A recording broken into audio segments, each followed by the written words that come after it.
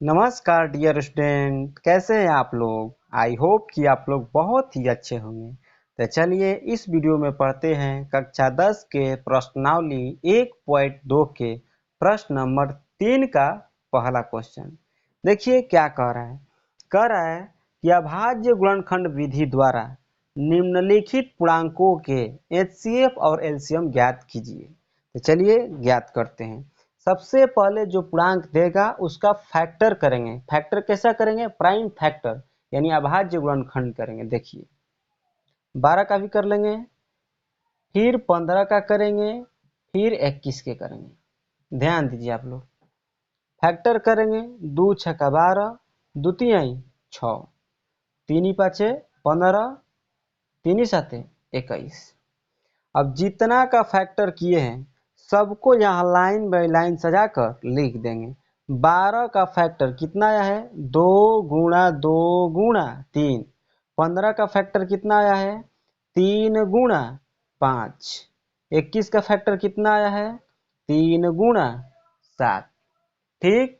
तो अब ध्यान दीजिएगा, सबसे पहले कह रहा है कि एचसीएफ निकालिए, तो एचसीएफ निकाल रहे हैं। एचसीएफ निकालते हैं तो इसमें से कॉमन नंबर चूज करते हैं। तो देखेंगे कॉमन नंबर तो वही होगा जो सब में शामिल होता है। तो देखेंगे 2 इसमें शामिल है तो नहीं शामिल है, इसमें नहीं शामिल है, यानी कि इसमें ध्यान दीजिएगा तो कॉमन नंबर इसमें सिर्फ और सिर्फ 3 है, यानी कि सबका एचसीएफ क्या हो जाएगा? 3। ठीक। अब इसका निकालेंगे एलसीएम। एलसीएम निकालते हैं दोस्त, तो सबसे पहले पावर के रूप में लिख देते हैं। तो 2 गुणा 2 यानी कि 2 गुणा में कितना बार है? तो 2 बार, तो 2 के पावर 2 गुणा 3। अब ध्यान दीजिएगा, तो यहाँ पर 3 गुणा 5 है, तो यदि आगे भी लिखेंगे 3 गुणा 5 को पावर के रूप में तो क्या लिखेंगे? 3 के पावर 1, 5 के पावर 1, वही बात आएगा, इसलिए इसको ऐसे ही छोड़ देंगे। अब देखिए यहाँ पर ध्यान दीजिएगा, मोस्ट इंपोर्टेंट बात है। देखिए सबसे पहले बड़ा पावर वाला लेते हैं एलसीएम में, तो 2 देखेंगे, 2 वाला में सबसे बड़ा पावर कौन है? तो 2 जो है ये तो सिर्फ और सिर्फ अकेले है, तो यही बड़ा हो जाएगा, क्योंकि अब किसी में 2 नहीं दिखाई दे रहा है। यदि मान लीजिए यहाँ पर 2 के पावर 2 है और यहाँ पर 2 के पावर 4 रहता, तो दोनों में से किसको लिखते हैं? बड़ा पावर वाला को लिखते हैं, 2 के पावर 4 को, इसको नहीं लिखते। समझ रहे हैं ना? लेकिन ये वाला यहाँ पर नहीं है, तो क्या लिखेंगे हम लोग? 2 के पावर 2 गुणा 3 वाला में देखेंगे पावर किसका बड़ा है। तो ध्यान दीजिएगा 3 वाला में पावर किसी का तो बड़ा नहीं है, ये क्या है? सिर्फ और सिर्फ बराबर है। तो 3 को 3 है ना, तो तीनों 3 में से एक ही लिखेंगे, ये नहीं कि सबको लिख देंगे। तो गुणा 3, फिर लिखेंगे गुणा। अब देखेंगे 5 है, तो 5 वाला में से किसका पावर बड़ा है? किसी का पावर बड़ा नहीं है, सिर्फ और सिर्फ 5 क्या है? अकेले है, तो गुणा में 5 लिख देंगे। अरे अकेले है तो यही तो बड़ा हो गया। अब फिर ध्यान देंगे यहाँ पर 7 वाला में किसका पावर बड़ा है? तो 7 वाला का पावर बड़ा हो जाएगा, क्योंकि तो अकेले है। मान लीजिए यहाँ पर 7 है और गुणा में यहाँ पर 7 के पावर 2 आ जाता है, तो आप ही लोग बताइए किसको लिखते हैं? ये वाला 7 को नहीं लिखते, बड़ा पावर वाला 7 को लिख देते हैं, गुणा में 7 के पावर 2 लिखते हैं। लेकिन ये वाला यहाँ पर नहीं है, तो क्या लिख देंगे? गुणा में 7। अब क्या कर देंगे? गुणा करा देंगे। 2 का स्क्वायर होता है 4 गुणा 5 तिहाई 15 गुणा 7, 15 चौका 60 गुणा 7, 7 छक 42, कितना होगा? 42। एगो जीरो छोड़े हैं तो एगो जीरो यहाँ पर लिख देंगे, यही हमारा क्या हो जाएगा? आंसर हो जाएगा। समझ रहे हैं ना दोस्त? तो चलिए फिर आगे बढ़ते हैं क्वेश्चन नंबर 2 पर। तो चलिए क्वेश्चन में बढ़ते हैं तीसरा के दूसरा क्वेश्चन पर। देखिए क्या कर रहा है, 17, 23 और 29, इसका एचसीएफ और एलसीएम निकालना है। तो सबसे पहले इसका फैक्टर कर देंगे। 17 एकम 17, 23 का फिर फैक्टर करेंगे, 23 एकम 23, फिर 29 का फैक्टर करेंगे, 29 एकम 29। ठीक। अब देखिए इस सबके फैक्टर को नीचे सजा कर लिख देते हैं। तो 17 गुणा 1, 23 का फैक्टर कितना आया है? 23 गुणा 1, 29 का फैक्टर कितना आया है? 29 गुणा 1। फैक्टर मतलब दोस्त गुणनखंड होता है। अब देखिए यहाँ पर निकालेंगे सबसे पहले HCF। तो HCF देखिए कैसे निकालते हैं। सबसे पहले देखेंगे कि तीनों में शामिल कौन है। शामिल शामिल जो रहता है उसी को कॉमन नंबर बोलते हैं। जो सब में शामिल रहेगा वही कॉमन होता है। तो देखिए इसमें शामिल क्या है, एक, यानी कि 17, 23 और 29 का HCF क्या हो जाएगा, एक हो जाएगा। ठीक। अब देखिए एलसीएम, एलसीएम में सब गड़बड़ाता है। देखिए एलसीएम कैसे निकालते हैं, ध्यान दीजिएगा, फिर बता रहे हैं, ध्यान दीजिएगा। एलसीएम निकालने के लिए कुछ नहीं सोचना है, पावर के रूप में यदि लिखने लायक है तो लिख देते हैं। ठीक। और उसमें देखेंगे जिसका पावर बड़ा होगा उसी को यहाँ पर लिखते जाएंगे गुणा में। तब ध्यान दीजिएगा, ये 17 है और कहीं 17 दिखाई दे रहा है, नहीं है। तो ये अकेले है, तो ये अकेले है तो खुदे बड़ा हो गया, तो लिखेंगे 17 गुणा। और एक बात बता दे रहे हैं, यहाँ पर मान लीजिए यहाँ पर 17 है और सपोज डैट यहाँ पर 17 के पावर 2 आया रहता है, तो दोनों में से किसको लिखते, बड़ा पावर वाला को। तो बड़ा पावर कौन है, 17 के पावर 2, यहाँ पर 17 के पावर 2 लिख देते, इसको अब नहीं लिखते। समझ रहे हैं ना।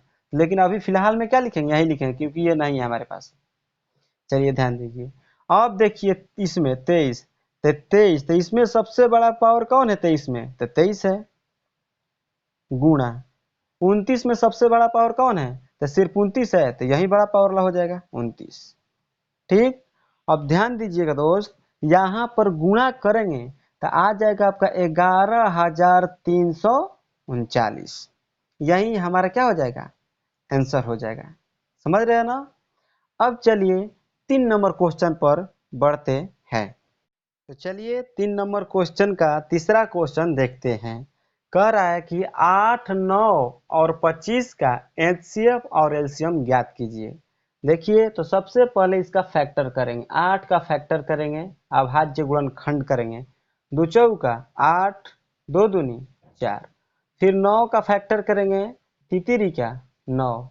25 का फैक्टर करेंगे, 50 25। अब सबके फैक्टर, सबके जो प्राइम फैक्टर है यानी अभाज्य गुणनखंड है, यहाँ पर नीचे लिख देंगे, 2 गुणा 2 गुणा 2। 9 का कितना आया है, 3 गुणा 3। 25 का कितना आया है, 5 गुणा 5।